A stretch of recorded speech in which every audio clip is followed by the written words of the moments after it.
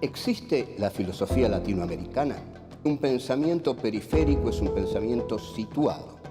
Europa se arroja sobre América Latina la herencia de los pueblos originarios, los proyectos de nación, el porqué de este pensamiento.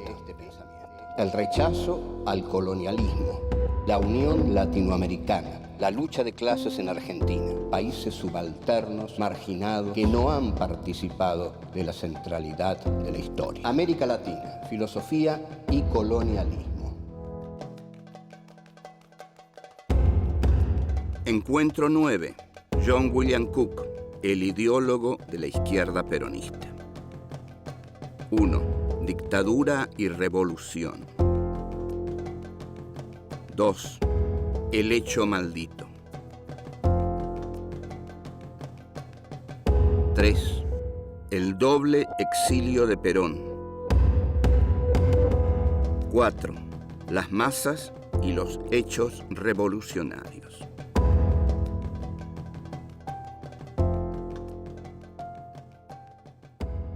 Este es nuestro encuentro número 9 de Filosofía Aquí y Ahora, nuestro ciclo número 4. En este encuentro número 9 vamos a hablar de John William Cook, el que podemos considerar el gran ideólogo de la izquierda peronista. John William Cook era gordo, era muy gordo, y fue, no a pesar de ser gordo, sino eso no le dificultó nada ni le favoreció nada. Era muy inteligente, era brillantísimo. Fue diputado, siendo muy jovencito, del Partido Justicialista en el Congreso durante la primera presidencia de Juan Domingo Perón. Durante esta presidencia, Perón decide tomar una medida terminante con respecto a un diario que lo venía incomodando particularmente, que era el diario La Prensa. No lo decide tanto Perón, sino que Evita es la que le dice, bueno, tenemos que hacer algo con este diario, no podemos permitir que todo el tiempo esté hablando mal de nosotros. Y bueno, Perón le dice, bueno, querida, pero la democracia es así, la libertad de prensa es así. Los diarios tienen derecho a decir lo que quieran. Y Evita le dice, bueno, pero a mí este diario, La Prensa, me parece que pertenece a los Gainzapás. Los Gainzapás son la oligarquía, la más rancia oligarquía, y son enemigos de los obreros, son enemigos de los pobres, son grandes terratenientes y son además sicarios de la United Fruits de Estados Unidos. Así que yo creo que habría que cerrar ese diario. Entonces tiene un diálogo con Raúl Apol, y Evita le dice, bueno, mira, Apol, hay que cerrar La Prensa. Bueno, señora, le dice Apol, eso no es más que una cuestión de distribución. Yo ordeno que no se distribuya más la prensa y listo, la prensa no sale más. Bueno, Evita le dice que sí y lo dice, necesito a alguien en el Congreso que defienda el cierre de la prensa. Y para eso voy a convocar al diputado John William Cook. Y Raúl Apol le dice, señora, el diputado John William Cook es comunista.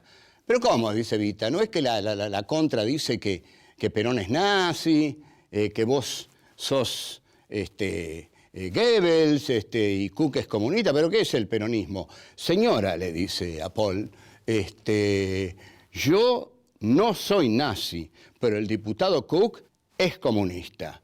Bueno, pese a esa opinión del señor Apol, el diputado John William Cook en marzo de 1951 da un célebre discurso en el Congreso de la Nación en el cual fundamenta ideológicamente el cierre del diario La Prensa, diciendo que la prensa es enemiga de los intereses obreros y que el peronismo representa en el gobierno a esos intereses obreros a los cuales la prensa durante 100 años de existencia casi se ha opuesto, y que además la prensa defiende los intereses de la United Fruits, que la prensa está en manos de unos pocos y poderosos terratenientes, poseedores de vacas pertenecientes a las altas clases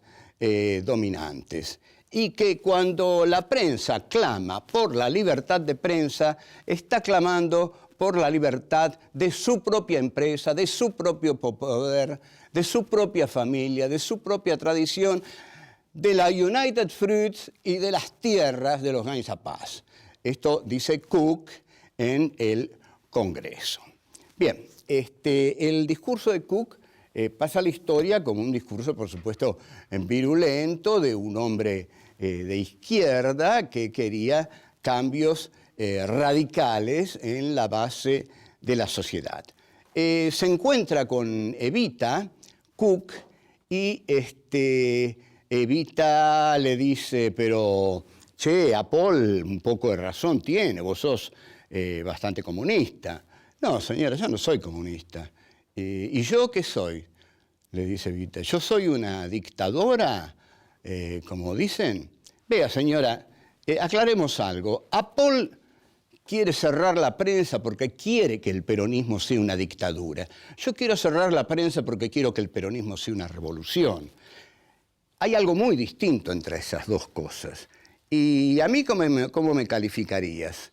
¿Como una revolucionaria o como una dictadura? Entonces Cook le dice, señora, cuando una revolución es una dictadura, se justifica. Ahora, cuando una dictadura es meramente una dictadura y nada más, es algo lamentable. De modo, señora, que mucho cuidado. Si usted implanta una dictadura, que sea una revolución. Esto está tomado del film Eva Perón, que tiene guión original mío, así que lo que dije está en ese film. Es un diálogo densamente ideológico entre Evita, Cook y el problema entre la dictadura, la revolución, la libertad de prensa y la libertad de los poderosos.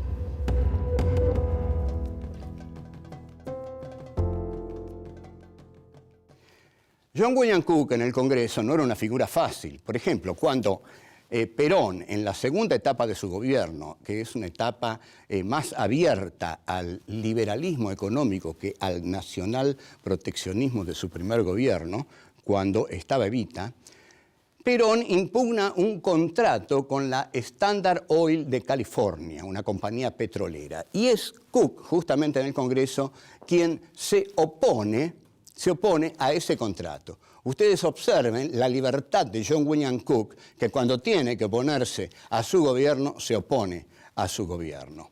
Ahora bien, después de los bombardeos criminales del 16 de junio de 1955, en los cuales se bombardea una ciudad abierta, desprotegida, Perón, ante la tragicidad de los acontecimientos, convoca a Cook y lo pone al frente del Partido Justicialista. Ustedes observen el juego pendular de Perón, que ha sido eterno, ¿no? Y si Perón moría en ese momento, Perón quedaba como el líder revolucionario que había dejado nada menos que a John William Cook al frente del Partido Justicialista. Cook le dice que la única salida que hay frente al ataque del gorilaje desbocado que a toda costa quiere derrocar a ese gobierno, que era el gobierno constitucional, es una respuesta violenta, pero con las masas como protagonistas. O sea, lo que le está diciendo Cook a Perón, y esto es fundamental, es que hay que armar a las masas. Para que una resistencia popular sea posible, las masas tienen que ser armadas. Pero Perón, como todo líder burgués, no va a armar nunca a las masas, porque aunque sea un líder popular, es un líder burgués y siempre va a tener miedo de que si arma a las masas pasen sobre él, vayan más allá de lo que él quiere que vayan y pasen sobre él. Entonces, ante eso, se retira y toma la famosa cañonera paraguaya, que es, digamos, es un acto, bueno, es un acto de huida, porque en ese momento la CGT pedía armas, los obreros salían a la calle a pedir armas, en tanto el líder no quería pelear, porque sabía que una lucha de ese tipo, basada en el proletariado, iba más allá que su propia ideología. Cook va a escribir libros fundamentales en el pensamiento político nacional. Cook es un hombre de una gran inteligencia. Cook había leído muy bien a Sartre, y no a cualquier Sartre. Había leído al Sartre de la crítica de la razón dialéctica, la critique de la raison dialectique, que no es el ser y la nada, ya es un Sartre denso, con una metodología poderosa, y Cook lee ese texto y elabora su afirmación teórica fundamental, que es que la política no parte de una verdad visualizada y conocida por una minoría, sino que parte del conocimiento que tengan de las grandes líneas estratégicas las masas.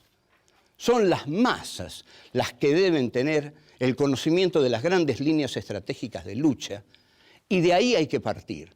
El error de la vanguardia es trabajar por fuera de las masas, creerse superior a las masas y creer que la verdad que tiene la vanguardia la tiene que infiltrar en las masas y que esa verdad le permite estar por encima de las masas. Cook nunca creyó en esto. Entonces, para Cook, que piensa sobre todo al peronismo del 55 al 68, que es la fecha en que él muere, el peronismo es lo que él llama el hecho maldito del país burgués. Ese peronismo inintegrable del 55 en adelante, ese peronismo que Cook queda deslumbrado por la huelga del frigorífico Lisandro de la Torre, que es una huelga ejemplar, en gran medida porque Perón no la conduce, Perón no tiene nada que ver con esa huelga, porque es la comuna de Mataderos, porque es la gente de Mataderos respaldando a los obreros del frigorífico Lisandro de la Torre los que se declaran en huelga en nombre del peronismo, la lucha de clases y la dignidad del salario obrero. Es el plan Conintes de Frondizi, con tanquetas, tanques y 2.000 soldados, el que va a aplastar la huelga quizás más genuina, o una de las más genuinas, la más genuina del peronismo, sin duda alguna, sin burócratas, sin conducción de Perón, con apoyo barrial de la barriada de Mataderos, una huelga que es realmente un orgullo. Fue aplastada por 2.000 soldados, tanques, por el doctor Frondizi, apoyado por los militares, por supuesto. Permiso.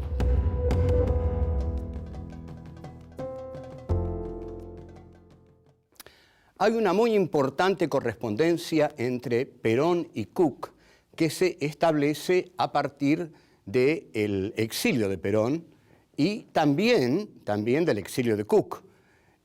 Cook recala finalmente en la Cuba de Castro. Perón se instala definitivamente, para gran disgusto de John William Cook, en la España de Franco. La correspondencia entre Perón y Cook se publica en 1972. Es el momento de publicarla porque la militancia juvenil, la izquierda peronista, estaba hambrienta de ideología, estaba hambrienta por conocer el pensamiento de John William Cook y la respuesta que Perón había tenido por este pensamiento. El valor en boga en ese momento era el de la lucha armada. La lucha armada estaba en boca de todos y era la indudable metodología que iba a derrocar a los regímenes capitalistas serviles del imperialismo norteamericano en América Latina. Esta línea era bajada, por supuesto, por Cuba, por la Revolución Cubana, y el ejemplo era el de la Revolución Cubana. Si la Revolución Cubana había logrado derrocar al régimen batistiano, eso quería decir que la guerrilla podía derrocar a los gobiernos de América Latina. Además, había una especie de creencia en un devenir necesario de la historia, que era la descolonización. En el prólogo de Jean-Paul Sartre al libro de Frantz Fanon, Los condenados de la tierra, hay una frase de Sartre que dice: la descolonización está en camino, lo único que pueden hacer nuestros mercenarios es demorarla. Gran error de Sartre, que es mi maestro, y ahora ya no sé si es mi maestro, pero fue mi maestro, el filósofo al que más admiro. Pero, ¿qué significa esto? ¿Qué significa que los mercenarios solo pueden demorar la descolonización? La descolonización es inevitable. ¿Hay hechos en la historia que son inevitables? No, nada en la historia es inevitable. La historia es azarosa. Lo que prima en la historia es el principio de incertidumbre de Heisenberg.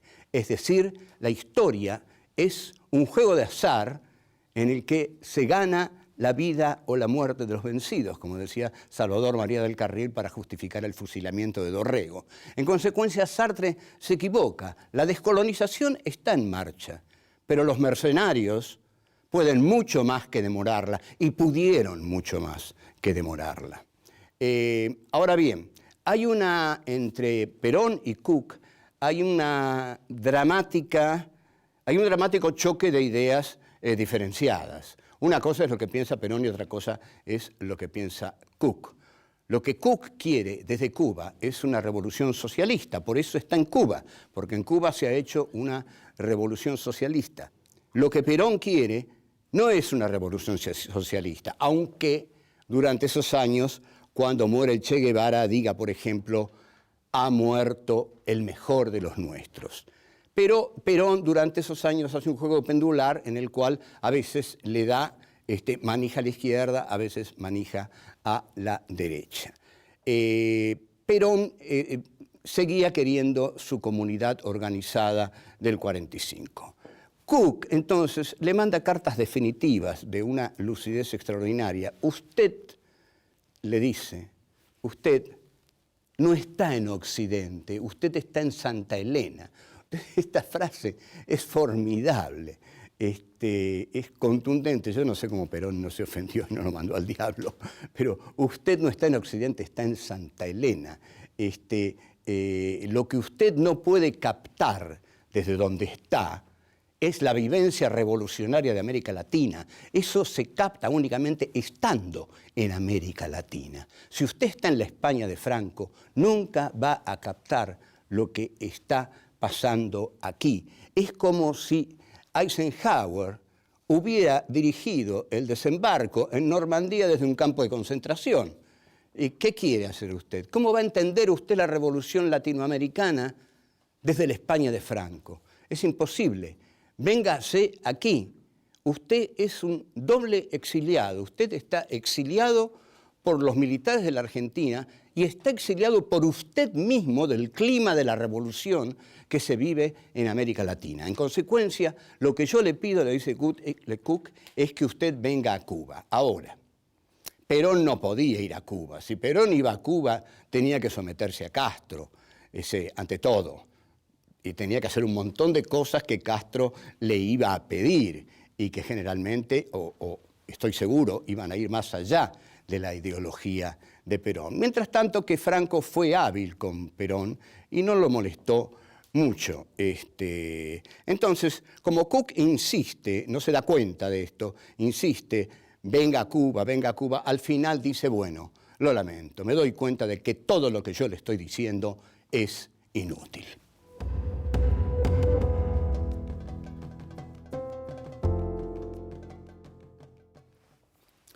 Cook, la idea de Cook era en realidad la idea de la izquierda peronista, que no creía tanto en Perón, porque este es un gran error. La izquierda peronista no creía ciegamente que Perón era un revolucionario socialista. Lo que creía era que había que crear hechos revolucionarios en la Argentina para que Perón no tuviera más remedio que aceptarlos.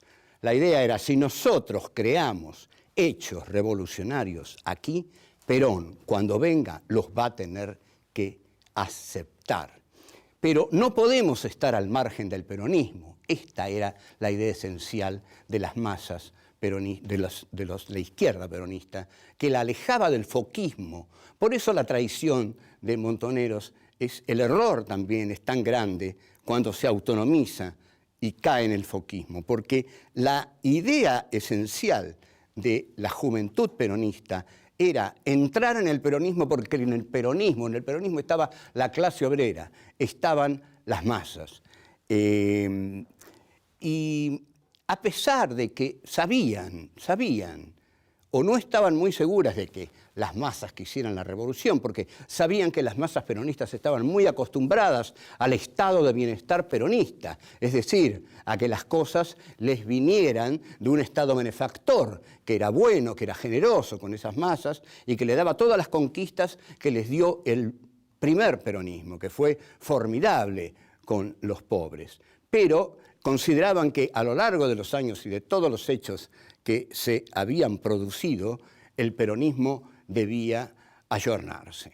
En mi novela La astucia de la razón hay un encuentro ficcional entre entre John William Cook y René Rufino Salamanca, el líder de los mecánicos de Córdoba, en la calle 25 de abril, la calle de los mecánicos. Ahí Salamanca y Cook discuten y Salamanca le dice: mirá viejo, mirá gordo, el problema con el peronismo es que los obreros son peronistas, pero el peronismo no es obrero. Y Cook, que sabe muy bien lo que le está diciendo Salamanca, le dice: mirá, Salamanca, eso yo lo sé muy bien, por supuesto que lo sé muy bien. Y vos en el fondo me estás diciendo también que Perón no tiene una ideología obrera, que Perón no es socialista. Pero ahora yo te voy a decir algo, entendeme bien, me cago en Perón. Y te voy a explicar por qué. Porque nosotros, aquí en la Argentina, le vamos a crear a Perón tantos hechos revolucionarios que no va a tener más remedio que aceptarlos. Porque el peronismo es más que Perón. Porque las masas peronistas son más que Perón. Y a las masas peronistas las estamos organizando nosotros, los militantes de la izquierda peronista. Y le guste o no a Perón, cuando vuelva, él va a tener que aceptar eso. Porque Perón ya no se pertenece. A mí no me importa lo que piensa Perón. Perón, cuando venga, va a aceptar lo que nosotros hayamos hecho de este país. Y nosotros vamos a trabajar tanto revolucionariamente con las masas peronistas que Perón va a tener que aceptar lo que eligió el pueblo a través de nuestro trabajo militante. Entonces, Cook le dice: esa es mi forma de cagarme en Perón. ¿Entendés? No es que no me importe lo que piense Perón. Yo sé quizás lo que piensa Perón, pero le vamos a crear a Perón hechos tan poderosos que no va a tener más remedio que aceptarlos. Cook muere en 1968, muere sin asistir,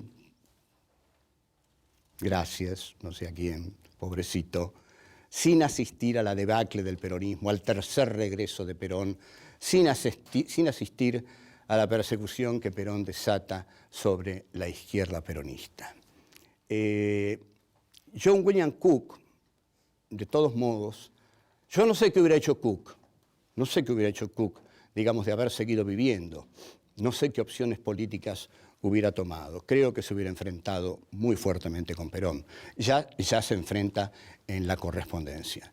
Pero Cook es un hombre de una gran inteligencia, de una gran ética, de una gran limpieza moral. Es un ejemplo de luchador social, un hombre que realmente amó a los desposeídos y entregó su vida por los desposeídos, porque le dedicó su vida a los desposeídos. No es que lo hayan matado, murió de cáncer, pobre, pero todo su pensamiento, todas las cosas que escribió, todas las cosas que dijo, y escribió muchas cosas Cook. El libro de Cook, Peronismo y Revolución, es un ejemplo de dialéctica revolucionaria inspirada en la crítica de la razón dialéctica. De modo que es un gran pensador argentino. Para mí es el más inteligente de los pensadores argentinos, sin ninguna duda.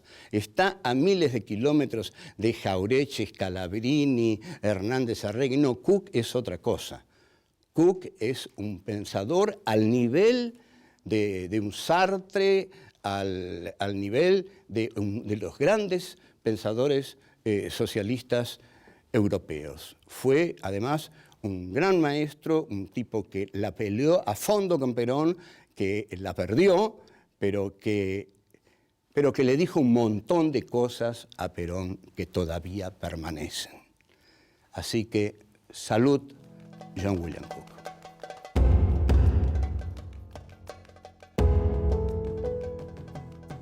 ¿La descolonización es inevitable? ¿Hay hechos en la historia que son inevitables? No, nada en la historia es inevitable. La historia es azarosa. Cuando una dictadura es meramente una dictadura y nada más, es algo lamentable.